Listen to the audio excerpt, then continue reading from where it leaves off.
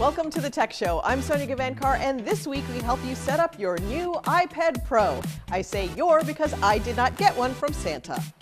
We've got your top fitness apps, and we figure out whether the wait for a foldable smartphone was worth it. All that and more coming up on the Tech Show.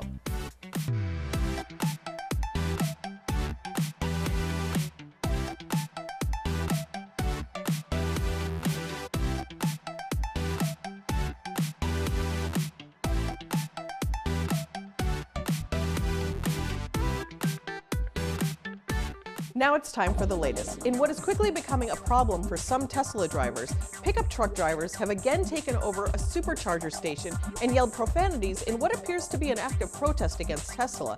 It was similar to an event in late 2018 where 3 large pickup trucks blocked Tesla's Hickory supercharger in North Carolina, while their drivers shouted obscenities.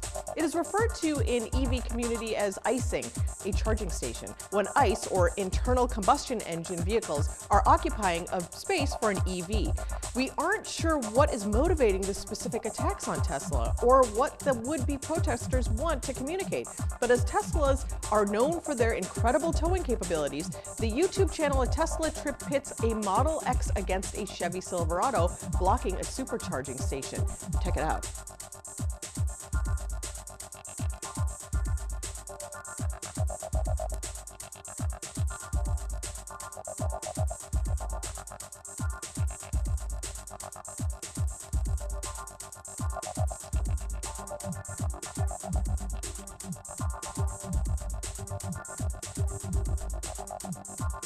In other tech backlash news, Waymo has been testing driverless vans in Chandler, Arizona for about a year, but the natives are becoming increasingly restless. Some people have pelted Waymo vans with rocks, according to police reports. Others have repeatedly tried to run the vehicles off the road. A man pulled up alongside a Waymo vehicle and threatened the employee riding inside with a piece of PVC pipe. And in one of the more harrowing episodes, a man waved a .22 caliber revolver at a Waymo vehicle and the emergency backup driver at the wheel. He told the police that he despises driverless cars, referring to the killing of a female pedestrian in nearby Tempe by a self-driving Uber car.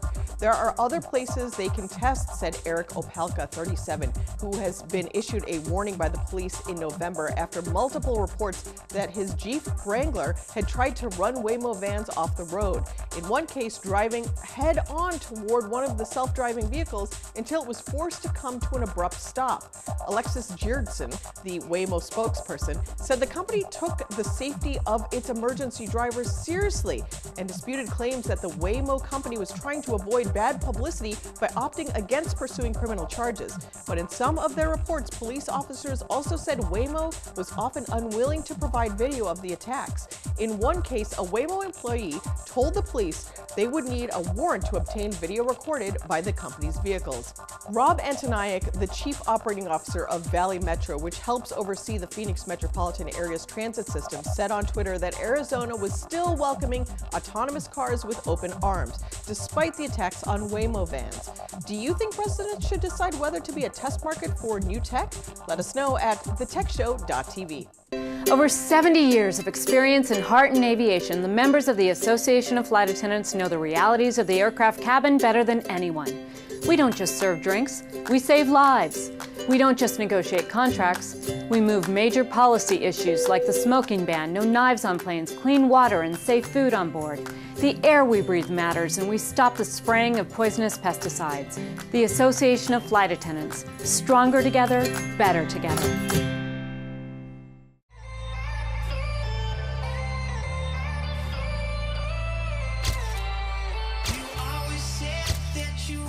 Feel like you're making an impact by increasing the visibility of modest fashion. It's really important to have like a face of Muslim women out there, especially on this time when there's so much Islamophobia. These women have personal styles, they have interest in fashion, and they're modern women who like to dress modestly. Just find me up, just find me up. Oh, oh, oh. Just find me up, just find me up. Oh, oh. Just find me up, just find me up. Growing up, I never saw like stylish hijabis. Everybody wants to feel pretty. Everyone wants to feel like they are included. Obviously, discrimination comes in like many different shapes, sizes, and it happens to all different people. But like, have you ever been wearing a hijab and experienced discrimination? In 2014, I collaborated with a brand called New Maxi, so it was an Orthodox Jewish brand. After wearing their skirt and styling it on my page, their brand reposted the photo, and that got a lot of hate comments. People started commenting saying, you're supporting terrorism, why is there a girl in a headscarf wearing your clothing? And that was really hurtful just because I'd never experienced this kind of like cyberbullying before. What does wearing a hijab mean to you? Wearing hijab makes you appear as a Muslim woman in public regardless. So whether it's like having road rage, you know, you kind of remind yourself not to do that because you represent a larger group of people. My resolution is to make 2019 the year I get my finances in check. And with all the investment apps and services, it's easier than ever to start saving. Our friend Galen David, host of the Jet Set, has found one that's practically self-driving. Isn't that right, Galen? Yes, we do, Brad. So Nikki, you know how every year I say I'm going to be smarter with my money and invest? Yes, I've heard you say it, but are you actually going to do it this year? Well, before I had a good excuse. We travel a lot and I'm always in different time zones. So if you're trying to actively invest and trade in a mainstream cryptocurrency like Bitcoin or your favorite altcoin, it's hard to keep up with all the changes and learn technical analysis to make sure that you do it right. So does this mean you're going to let me do all the trips? Well, no, because I found a way to trade even when I'm sleeping. I signed up with Crypto Hopper. What is Crypto Hopper? Crypto Hopper lets you buy strategies from professionals and then implement them across 8 of the compatible crypto exchanges. Or you can build your own trading strategy. So when you set up your account, Crypto Hopper will automatically look for upward trends or take advantage of the drop in price depending on the indicators in your strategy. You can tell it exactly what to do. It then runs for you 24/7. Ooh, I like that. Okay, it sounds fun, but also a little scary. So you just jump right into it? Well, Crypto Hopper actually lets you set up a paper trading account so you can practice with your strategies before you start investing. So this is my paper trading account right here, and I did a pretty good job so far. And it starts free? First week is free. All right, so you can test it out first, and then how much does it cost to get started? They have packages as low as $19 a month for up to 80 positions. Oh, I gotta try this. Where do I sign up? Right here at cryptohopper.com. Oh, why don't you just slide this over here? I'm gonna sign up right now. We'll be right back with more.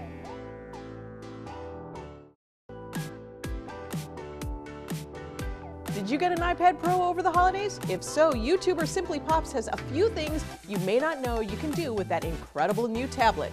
Check it out. Things that you can do on your iPad Pro that you didn't know you can do. Do you want to hook up a second monitor to your MacBook Pro? Well, if you have an iPad Pro, you could do just that. This is called Duet, and this is going to allow you to turn your iPad, it could be any iPad by the way, into a secondary display. So this is very, very, very handy, and you know, it actually makes your iPad useful. I was about to say useless. So let's say I have Final Cut Pro here. I can have another window here, right? So I can have the timeline on this screen and I have the video playing here. So it's like two displays literally. Or you can even have the browser. So if you want to browse through your clips here or your projects, you could do so using Duet right here. And you can open up Safari, and you can even move this window right here to the side. You can have your subscriber count on the side here. If you're a YouTuber, you can have another window, and you can have another application here. This app took it a step further. They actually include the touch bar. It's very, very dynamic depending on the app that you're using. So if I have Final Cut, let me open up Final Cut again. You guys can see it changes right there on the fly. So very, very, very useful app. Now next up, this application is going to allow you to scan documents. So I have this sheet of paper here, has some text on it, and we're going to launch up this app. And yeah, this app is going to allow you to scan documents. So it's not taking a picture, it's just going to automatically detect it. And once it detects it, it's automatically going to snap the picture. You know how you scan something from a printer? It looks exactly like this. And this is very, very handy because if you have a receipt or something, instead of you taking a picture, you have like the background, whatever. This is like more shareable. This is more, you know what I mean, a little bit more professional to do it like this. And I use it all the time on my iPad Pro. This is the old iPad here. And as you guys can see, I scanned a bunch of stuff. So I have my classmates' notes here, so it's a little bit more easier to read, and you don't have the lighting, glare, or anything like that. It just scans properly. This app right here called Rush CC, I was very, very surprised to see Premiere on the iPad. And fun little fact, I edited my iPad Pro review using this iPad. So I didn't use anything else. Oh, I gotta check my cloud storage. I didn't use anything else but the iPad, and it got the job done. I was really, really surprised.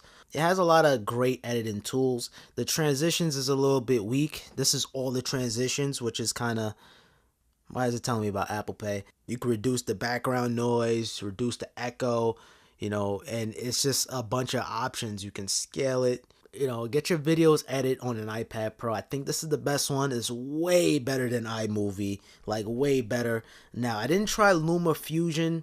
I heard that's a great application, but it costs $20. I mean, come on. You always wanted to edit a PDF, but you just don't know how to. And yes, you have a form here, but you just don't know how to actually write it down without printing it and actually writing it down the old-fashioned way. But what if I tell you you could do that on your iPad using this application? Now, I'm going to use this app called PDF Expert, and it's going to allow you to annotate and actually edit the PDF. So I can actually type in, I can actually type in a given name. So I'm going to type in my name, Simply Pops. And you can actually do it just like that. And this application is so smart because it knows when it's boxes and when it's not. So family name, squad.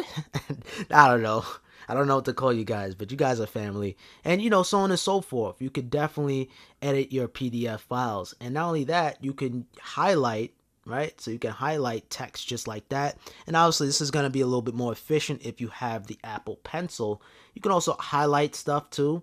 And you can see how easy the app knows what to highlight. So they know that's words. And you can also cross out things too if you like. This thing is smart. The possibilities with this application is endless. You can even add your own signature so you can sign. And like I said, this would be very, very handy if you have the Apple Pencil, and you can save it. Then you can just tap where you want it. Let's say I want it here. The big game is approaching, and home gating is the new tailgating. Everyone loves a good tailgate party, but you don't have to go to the big game to have a great time and a tasty food spread. Today we have author and Today Show food contributor Elizabeth Highschool here to show us how to home gate like a pro with quick recipes for Super Bowl Sunday. Hi, Elizabeth. Hey there, let's face it, very few of us will actually attend the big game, but we all love to tune in for home at a gathering with friends. I've got 4 super easy appetizers to show you. Let's start with these pre-made grilled cheese sticks with a creamy tomato soup dip. You can use shot glasses filled with soup for a cute dip idea and put them out on your game day table for this easy grab and go.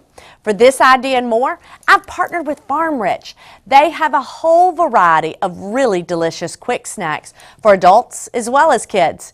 You can serve them on game day and also whip up fun ideas for easy apps, snacks, meals, and casual get-togethers. Farm Rich is available in the freezer section at major grocery stores and Walmart. For your game day table, I've turned these loaded potato skins into footballs with some simple sour cream piping. Another fun idea is to stack pre-cooked meatballs on top of mozzarella bites and add a dash of marinara to this simple meatball mozzarella stack. One of my favorite apps that guests will love are these bacon bites. It's just 3 ingredients: bacon, breadstick, and brown sugar. Wrap the slice of bacon around the breadstick and then roll it in brown sugar. Pop it in an oven until the bacon is crisp and the brown sugar is caramelized. When it comes to drinks this year, I'm starting early. And these blush and mimosas from my new book, The Southern Living Party Cookbook, are wonderful. Add a splash of pineapple juice and grenadine for this new twist on this classic drink. Or make it kid-friendly and use ginger ale instead of champagne.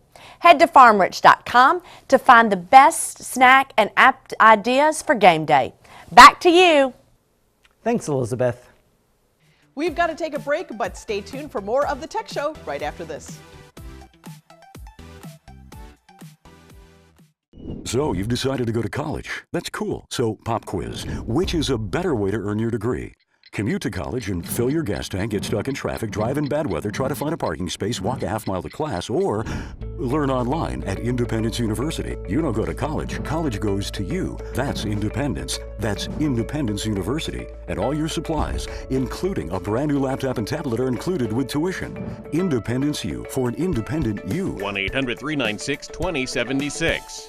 Are you currently on Medicare? In other words, do you carry the red, white, and blue Medicare card? Are you suffering from chronic back pain or knee pain? You may be eligible for a pain-relieving back brace or knee brace covered by Medicare at little to absolutely no cost to you. These professional-grade back braces are ideal for lower back pain. Will you qualify for a Medicare-covered back brace or knee brace? There's only one way to find out. Call the Back and Knee Brace Center at 800-712-4514. 800-712-4514. 800-712-4514. Feeling off track? Get back in the race with Formula R3. Rise, rock, and restore your youth. 52% of men suffer from ED, poor circulation, low energy, low confidence, low libido. Taking R3 daily can boost free testosterone, energy, vitality, libido, while supporting the prostate, heart, liver, and kidneys. All natural ingredients: ginseng, saw palmetto berries, hawthorn berries, black maca root. Formula R3, nature's gift to men's health. Remain ready. This is a special report for people who want the facts about reverse mortgages without the hype. You've seen a lot of commercials telling you how you can turn the equity in your home into tax-free cash. But do you really know if a reverse mortgage loan can help you? Call today. For a limited time only, we'll send you a free special report. There's no obligation, and the call is free. So don't delay. Call 1-800-837-5751. That's 1-800-837-5751. Welcome back to the Tech Show. Did you get a laptop or smart speaker recently, only to see the new version advertised the next day? We're going to separate rumors from release dates in our new segment, On the Wire. 2018 was the year of the smartphone notch, the hated bezel replacement that's necessary to house your precious selfie camera. But this month, Huawei subsidiary Honor confirmed its release of the View 20, the first of a new generation of phones to ditch the notch for a hole punch display, an edge-to-edge screen with a tiny hole for the front-facing 25-megapixel camera.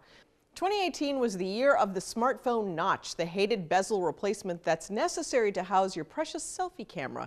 But this month, Huawei subsidiary Honor confirmed its release of the View 20, the first of a new generation of phones to ditch the notch for a hole punch display, an edge-to-edge screen with a tiny hole for the front-facing 25-megapixel camera. Other than that, and its 48-megapixel rear camera, it's either at par or behind what's available now, with less screen resolution and less water resistance than the flagships. However, it is about half the cost of the flagships as well, with Tech Radar estimating a street price of about $580. Another bargain that tech experts expect to land closer to spring is the Google Pixel 3 Lite. From purported leaked images, the Lite and Lite XL appear to be made of plastic rather than the metal and glass of their more expensive siblings.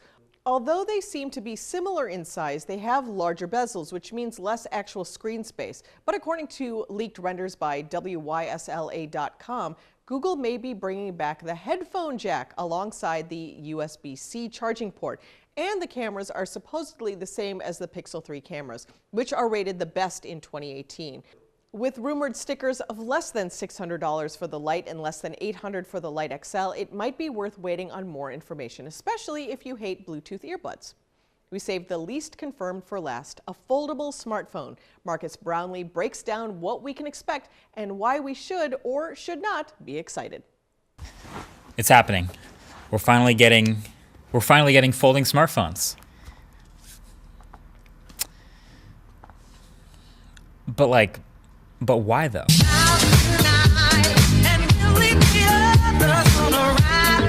Hey, what's up guys? I'm KBHD here.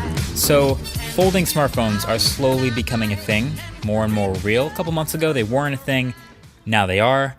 Here's the timeline. So for the past couple of months or weeks, there'd been sort of murmurings of a foldable phone, but nothing actually coming to reality. We'd seen flexible OLED displays in the past and things that weren't really functional devices, but nothing had come to reality yet. Then a couple of days ago, probably just to beat Samsung to the punch to say that they were first, a pretty unknown company called Royale Corporation unveiled a smartphone called the FlexPi. So the Royale FlexPi, the world's first flexible smartphone. And without actually trying it and getting hands-on myself, just judging from this hands-on footage, this is, roughly speaking, the ugliest thing I have ever seen. It barely actually folds. It's kind of more of just a bend in the middle, and there's a lot of leftover screen in the middle that doesn't fold. It looks uncomfortable to hold, and the actual folding and unfolding process is absolutely brutal. The graphics are flickering. You kind of have to feel like you're almost breaking the phone. It's a lot. It's whatever. It's early though. I get it. So it made this appearance, and the only other info we got were the price and the storage. It's going to be $1,300 for the 128 gig version to start. But the more familiar story is around the same time, Samsung had been sort of teasing that they're going to unveil their flexible smartphone. There were the beginnings of leaks, but not really much. For a day, they changed their profile picture to a bent Samsung logo, which they changed it back the next day, but it's just kind of clever marketing and trolling at the same time. They're gonna do something. On stage at the developer conference, Samsung unveiled their version of a flexible smartphone. It's called the Infinity Flex Display. It folds the other way, inward, and it was shown on stage like this after they dimmed the lights, opening and closing from a tablet size to a phone size, already looking better than that FlexPi. Nice. Okay, pause. So this by itself, this is dope tech. I like this. I think this is cool. The fact that we can get to this level of advanced smartphones and flexible OLEDs, to the fact that we can make an entire device that folds in half like this, that's really cool. But why would we want to have that every day? Would I want to fold and unfold my smartphone into a tablet every single day?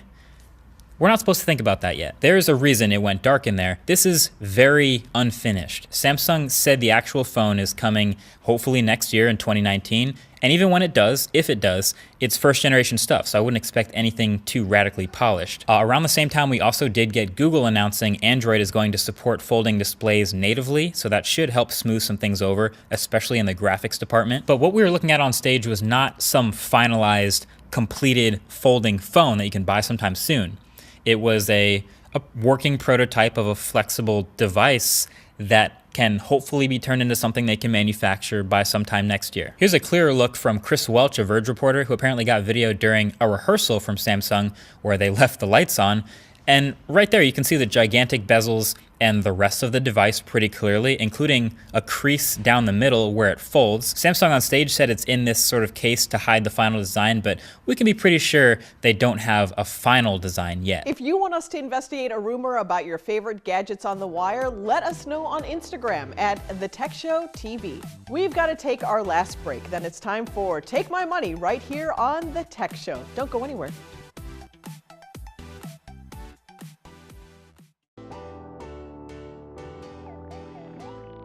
Now it's time for Take My Money, where this week we have the most adorably named home appliance ever. Meet Carmen. She likes to keep her home tidy, but sometimes that's easier said than done. Carmen has always used a traditional vacuum, but oftentimes found it to be too heavy and poorly designed for everyday cleanups. Introducing Puppy U, the first and last vacuum you'll ever need.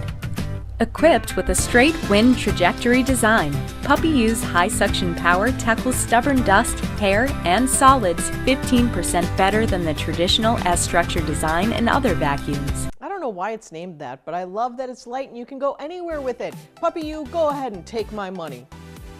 Thanks for joining us this week. Follow us at The Tech Show TV and join the conversation. Tech you later.